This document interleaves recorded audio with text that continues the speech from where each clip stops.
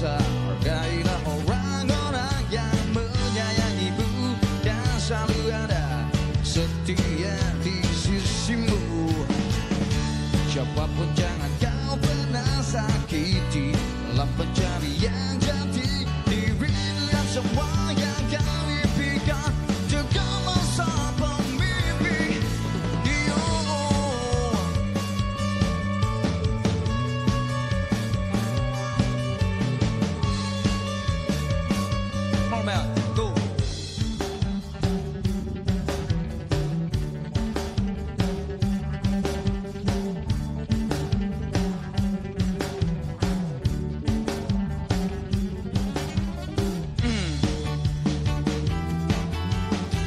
Buat para pemimpin di seluruh Indonesia, mudah-mudahan Indonesia dibangun oleh mimpi yang bagus dan semakin jaya. Amin.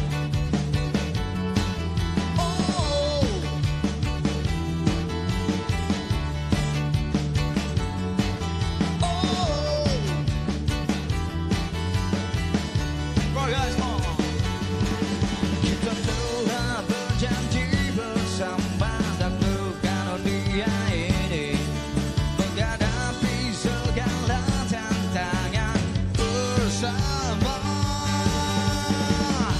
Bersyukurlah pada Yang Maha Kuasa, hargailah orang-orang yang menyayangimu dan selalu ada setia di sisimu.